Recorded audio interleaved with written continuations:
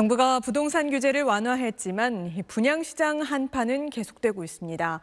분양가를 크게 낮추거나 아예 위약금을 물고 분양을 포기하는 건설사도 나오고 있습니다. 안상우 기자가 보도합니다. 경기도 안양시에 위치한 2,880여 세대 규모의 재건축 아파트 단지입니다. 후분양을 선택해 입주를 10개월 앞둔 지난달 청약 접수를 받았는데 경쟁률은 0.3대 1에 그쳤습니다. 결국 조합원들은 계약 일정을 이틀 앞두고 긴급 총회를 열어 분양가를 10% 낮추기로 했습니다.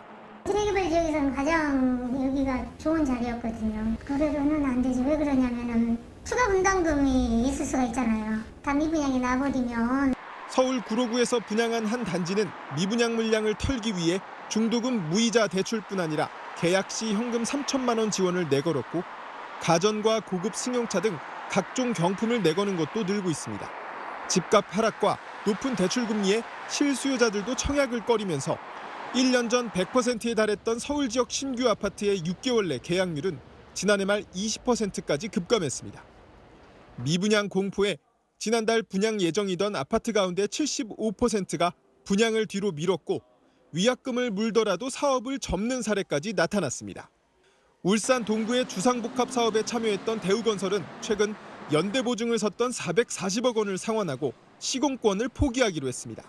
금융비용이 너무 과도하게 증가했기 때문에 그 금융비용들이 분양가로 포함될 경우 실업성이 너무 떨어진다라고 판단을 한 것입니다.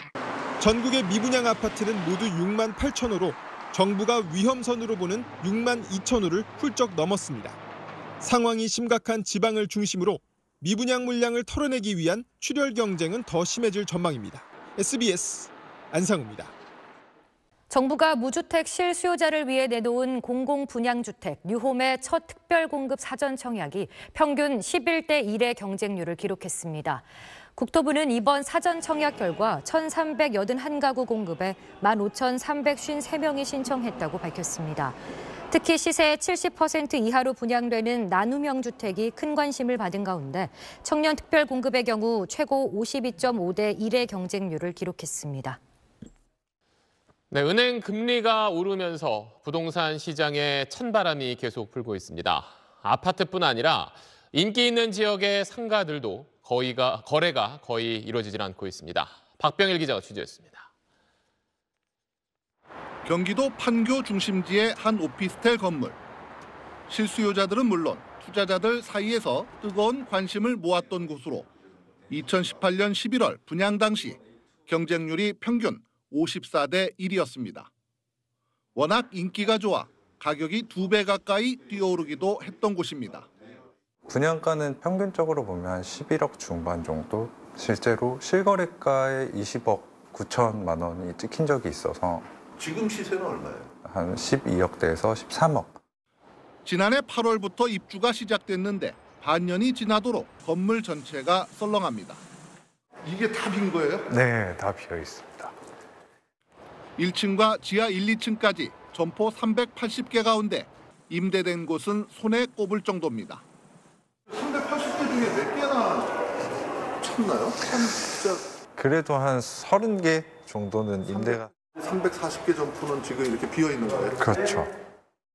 이른바 황금 상권으로 3.3제곱미터 한 평당 1억 원 안팎의 매매가 이뤄졌던 곳인데 지금은 임차인을 못 구해 그야말로 유령 상가가 된 겁니다. 여기 입지 조건이나 주변 상권 뭐 이런 거 보면 거의 최고 지역 아닌가요? 맞습니다. 지하철이랑 연결되어 있고 임대인들이 렌트프리를 몇 달을 주고 계약을 하는 경우가 좀 많았습니다.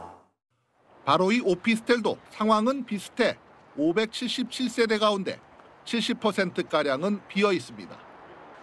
분양 당시 몇억 원씩 프리미엄까지 붙었던 인기 오피스텔이 왜 이렇게 된 걸까? 분양가 대비해서 한 수익률 4% 5% 이상은 받아보고 싶은데 실제로 계약이 되는 거는 3% 미만의 계약이 진행되고 있습니다. 그럼 은행 금리만 또 못한 상황이네요? 대출을 많이 일으켜서 투자를 하셨던 분들은 이러지도 저러지도 못하는 상황이 된 겁니다. 상반기에도 여전히 이런 하락세는 이어질 가능성이 큽니다. 그래서 한 3월까지는 이 금리 여파를 또 지켜봐야 되는 상황입니다. 사실 좀 금리가 빠르게 내려가기는 어려운 상황이라서 이 하락기가 좀 더 오래 갈 수도 있는 그런 상황인 것 같아요. SBS 박병일입니다.